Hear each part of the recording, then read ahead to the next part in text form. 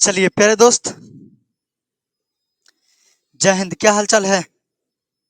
थोड़ा इस पर काला दिख रहे होंगे ना। अब दिखता है। चलिए क्वेश्चन पर पढ़ते हैं।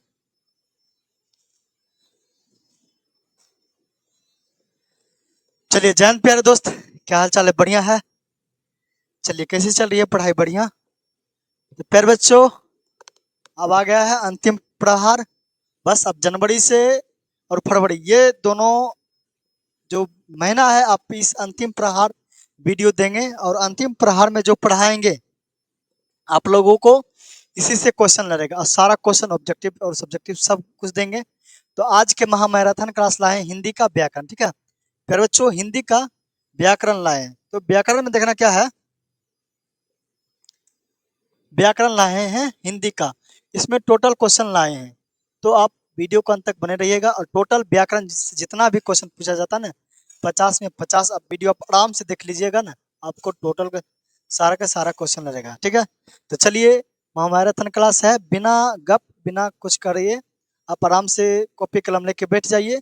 जो भी क्वेश्चन हम आपको सामने देंगे वो क्वेश्चन का आप आंसर मारिएगा। ठीक है, और कितना सही हुआ और कितना गलत हुआ वो सारा चीज इसमें क्या करना है, बताना है। ए टू जेड व्याकरण चलेंगे, शुरू से लेकर अंत तक बताने की कोशिश करेंगे। तो इसलिए वीडियो में आप अंत तक जरूर बने रहिएगा। और हाँ, जो क्वेश्चन बताएंगे बीवीआई वो अब की बार छपेगा। ठीक है, इसलिए बढ़िया से वीडियो को देखते रहिए। चलिए, पहला चैप्टर का नाम है वर्ण। ठीक है, वर्णमाला। चैप्टर का नाम क्या है प्यारे बच्चों? वर्णमाला। वर्णमाला चैप्टर पढ़ाएंगे। ठीक है, इसमें से ऑब्जेक्टिव लाए हैं, इसमें से बहुत अच्छा खासा क्वेश्चन पूछा जाता है। लगभग 10 ऑब्जेक्टिव रखता है। ठीक है, 10 प्रश्न सोच लो। व्याकरण 50 में से 10 क्वेश्चन वर्णमाला से आता है। आपको 5 5 करके आएगा, 2 शिफ्ट में करके। ठीक है, 5 फर्स्ट 5 सेकंड शिफ्ट में क्वेश्चन आएगा। ठीक है, यहाँ तक समझ में आया? और उसके बाद जो भी क्वेश्चन आया है सारा क्वेश्चन बताएंगे। तो चलिए, पहला नंबर, थोड़ा सा कुछ इसके बारे में व्याकरण की जानकारी दे देता हूँ और आपको। ठीक है, पहले समझिए वर्ण किसे कहते हैं। ठीक है, वर्ण किसे कहते हैं इसके बारे में समझिए। देखिए, वर्ण उसे कहते हैं जो भाषा की सबसे छोटी इकाई होता है, उसे क्या कहते हैं प्यारे बच्चों? वर्ण कहते हैं। भाषा की सबसे छोटी इकाई को हम क्या कहेंगे? वर्ण। अर्थात वर्ण उसे कहेंगे जिसे खंड या टुकड़ा नहीं किया जा सकता है, उसे वर्ण कहेंगे। उसके बाद देखना, वर्ण, वर्ण जो होता है लिखित रूप से। ठीक है, नहीं लिख के जब हम कोई भी चीज का प्रेजेंट करते हैं ना हिंदी में, जैसे ये देखो लिखा हुआ है सौ मो दो, जो चीज को हम लिख के प्रेजेंट करते हैं उसी चीज को क्या कहते हैं? वर्ण। उसके बाद समझना, ध्वनि किसे कहते हैं? ध्वनि। ठीक है, ध्वनि किसे कहते हैं? तो जिसे हम बोल के प्रेजेंट करते हैं, जिसे बताएं, जिसे बोले क ख ग, मैंने बोल के बताया है, इसी चीज को क्या कहते हैं? ध्वनि कहते हैं। ये बात समझ में? थोड़ा सा आपको थ्योरी बता देता हूँ, फिर उसके बाद सारा ऑब्जेक्टिव क्वेश्चन कराएंगे। उसके बाद चलते हैं आपको वर्णमाला। ठीक है, वर्णमाला। प्यारे बच्चों, वर्णमाला किससे कहते हैं? तो वर्ण को जिस तरह जानते हैं, फूलमाला, फूलमाला कैसे बनता है जी? फूलमाला क्या करते हैं, एक धागा लेते हैं और उसमें माला को एक व्यवस्थित क्रम में सजाते हैं, इसी तरह के। उसके बाद है ना एक माला बनता है जी। उसके बाद किसी को क्या करते हैं? पहनाते थे। उसी तरह वर्ण को व्यवस्थित क्रम में सजाने की क्रिया को, या वर्ण को व्यवस्थित क्रम में रखने की क्रिया को वर्णमाला कहते हैं। ये चीज आपको समझ में है? अब बात करें हिंदी में कुल वर्णों की संख्या से बात किया जाए, तो प्यारे बच्चों, हिंदी में कुल वर्णों की संख्या 52 होती है। कुल वर्णों की संख्या 52 होती है। उसके बाद इसमें देखना, थोड़ा सा ध्यान से आप लोग देखिए, मैं फिर से कह देता हूं, आप वीडियो को अंत तक बने रहिएगा। आपको पूरा व्याकरण आप नहीं भी पढ़े हो ना, आपको थ्योरी के साथ पढ़ा रहे हैं, नहीं भी पढ़े हो, वीडियो को आप अंत तक देखिए, आपको सारा क्वेश्चन समझ में आएगा। देखिए, उसके बाद होता है स्वर की संख्या 11 होता है। स्वर की संख्या प्यारे बच्चों पूछेगा आपसे कितना होता है, तो 11 होता है। उसके बाद दो गो जो होता है उसको कहते हैं अयोगवा। ठीक है, दुग होता है अंग और आ को, अंग और आह को क्या कहते हैं प्यारे बच्चों? अयोगवाह कहते हैं। उसके बाद 33 गो होता है, 33 यानी 35 गो, सॉरी 35 गो होता है व्यंजन वर्ण। ठीक है, 35 को क्या होता है प्यारे बच्चों? व्यंजन वर्ण होता है। ये थोड़ा सा समझना। स्वर की संख्या होता है 11। ठीक है, स्वर की संख्या कितना होता है? 11 होता है। और अंग आ की संख्या 2 होता है, जिसको अयोगवाह कहते हैं। व्यंजन की संख्या 35 होते हैं। किसका होता है? व्यंजन की संख्या 35 होता है। उसके बाद चार गो जो होता है संयुक्त, संयुक्त वर्ण की संख्या होता है 4। ठीक है, संयुक्त। ये बात समझो पहले ध्यान से। स्वर की संख्या 11 होता है और अयोगवाह की संख्या 2 गो होता है। व्यंजन की संख्या कुल पूछा जाए तो 35। यही आपसे शुद्ध पूछा जाए तो शुद्ध होता है प्यारे बच्चों 33। 33 इसमें 2 गो हट के बन जाता है, 2 गो हट के बन जाता है उच्छिप्त व्यंजन। ठीक है, 2 गो हट के क्या बनेगा? उच्छिप्त। ठीक है, उच्छिप्त कहते हैं उसको। किसको? तो अरो, अरो, अडो। ठीक है, इसको प्यारे बच्चों क्या कहेंगे? उच्छिप्त, उच्छिप्त वर्ण भी कहेंगे। ये बात आपको समझ में आया?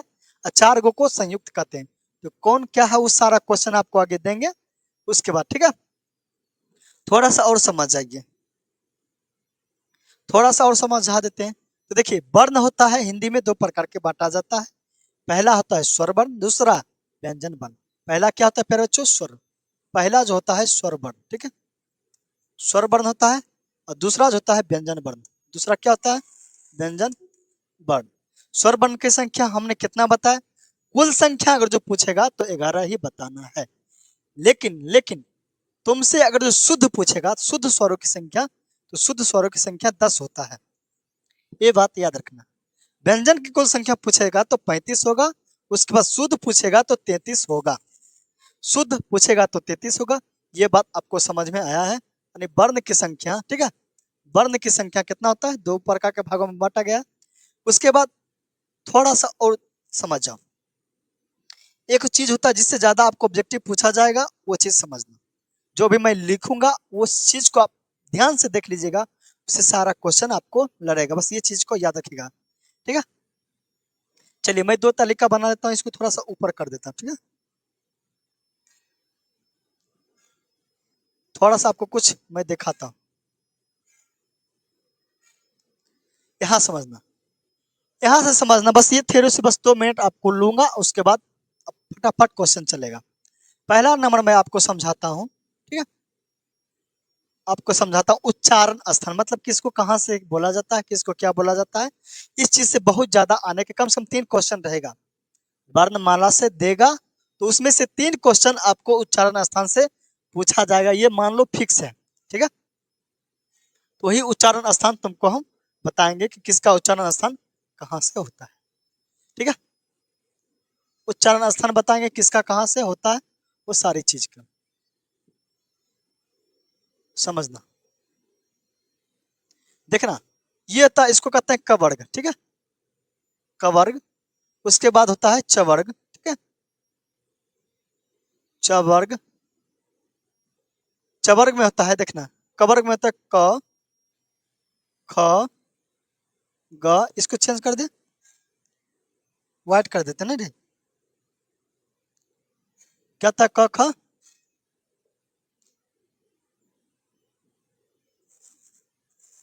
व्हाइट से लिखेंगे तो ज्यादा दिखेगा ना। लिखते जैसे होगा क,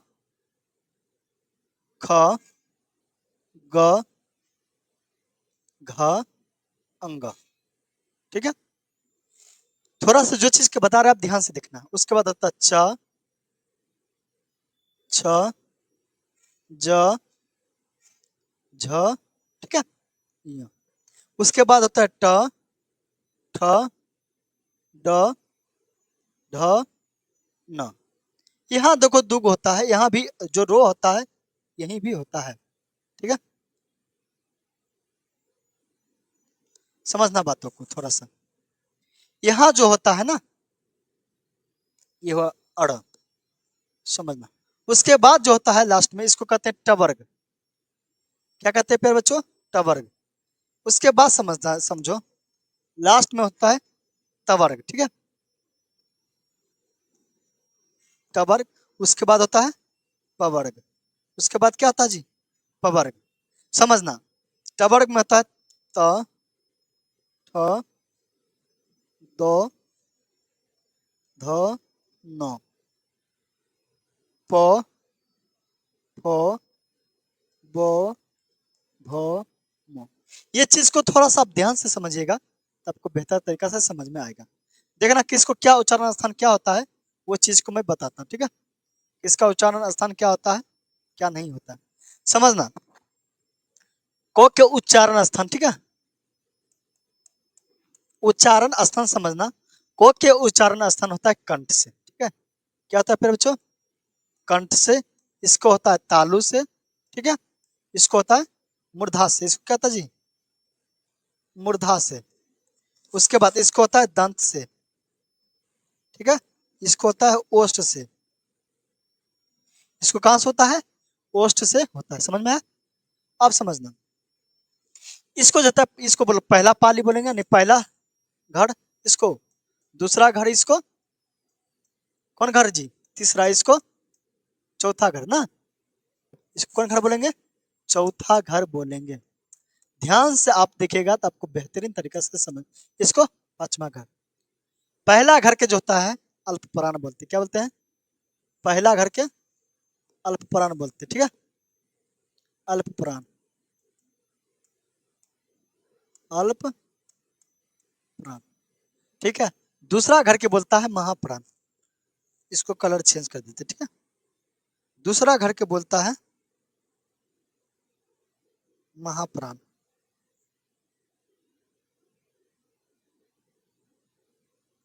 चलो, अल्प पुराण समझना, इसको मिटा देते हैं। पहला घर के बोलता है अल्प पुराण, ठीक है, अल्प पुराण। दूसरा के महापुराण, महापुराण। इसी को भी अल्प पुराण बोलेंगे, अल्प पुराण, ठीक है, महापुराण। इसको अल्प पुराण, समझना। उसके बाद देखो, इसको बोलता है अघोष, अघोष, अघोष, ठीक है, सघोष, सघोष, ठीक है, सघोष। इस चीज को समझिए, जिसको आपको ये चीज अगर जो हो गया, उसके लिए वर्णमाला चैप्टर से टोटल क्वेश्चन बन जाएगा। समझो, पहला जो उच्चारण स्थान होता है क ख ग घ अंगो, ये सारी उच्चारण कंठ से भी बोला जाता है, ठीक है। ओ आ भी, ठीक है, ओ आ और हो भी, ये सारा चीज कहाँ से बोला जाएगा जी, कंठ से, ठीक है, कंठ से यहाँ से बोला जाता है। उसके बाद तालु से बोला जाता है च छ ज झ इ, ठीक है। इसको तालम सो भी कहते हैं, ठीक है, यो भी बोला जाता है। उसके बाद मूर्धा से बोला जाता है ट ठ ड ढ न, यानी जो है ना मूर्धा से बोला जाता है, मुख से। ये जो होता है ना मूर्धा, यानी दांत के ऊपर वाले जो भाग होता है ना, वहां से बोला, देखिए बोलेगा ना, पट पट मारेगा वहां पे, बोले तो ट ठ, दांत के ऊपर वाला भाग के मारता है ना जी, पट पट, बोले तो ट ठ पट पट मारता है, इसलिए इसको क्या बोला जाता है, मूर्धा।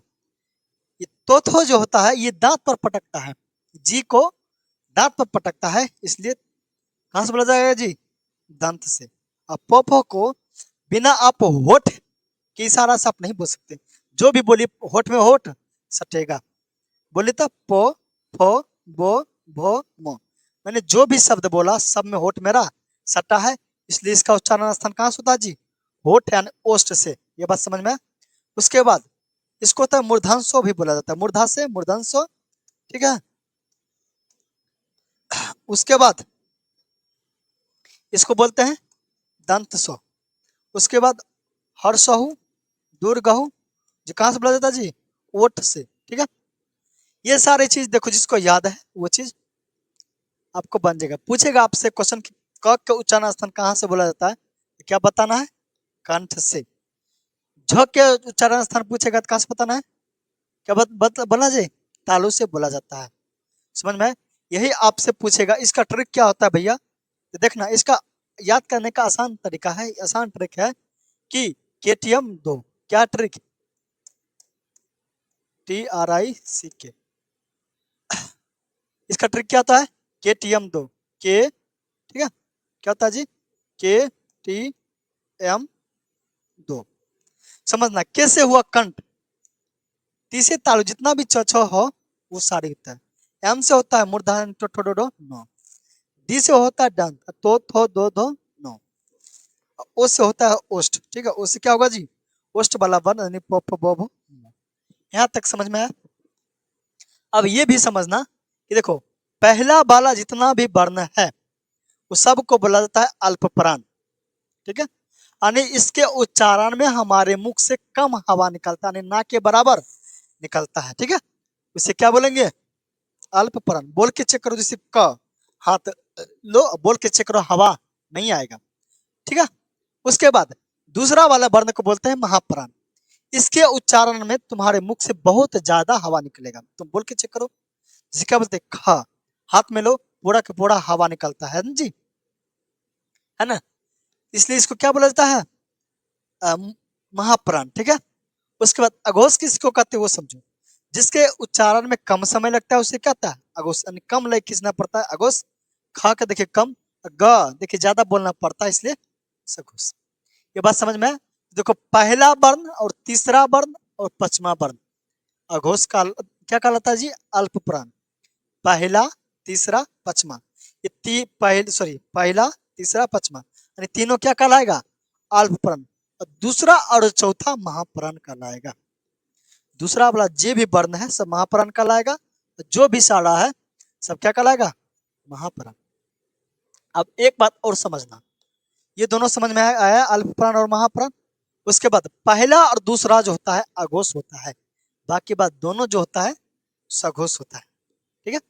बाकी बात दोनों जो होता है तीनों क्या होता है, सघोष। गो बोलेंगे तो क्या होगा, सघोष, गो भी सघोष, अंगो भी सघोष, ये शब्द क्या कहलाता है, सघोष। और भी सारी वर्ण है और भी आगे मैं लिखूंगा, ठीक है, ये मत सोचना कि सर इतना ही, और भी होता है, और भी होता है, लिखेंगे। चलिए उसके बाद मैं चलता हूँ क्वेश्चन पर, उसके बाद जिस जैसा क्वेश्चन आएगा उसी तरह आपको समझाएंगे। बस ये अगर जो पाई चार्ट आपको याद है तब आपको कोई दिक्कत नहीं है, याद हो जाना चाहिए। चलिए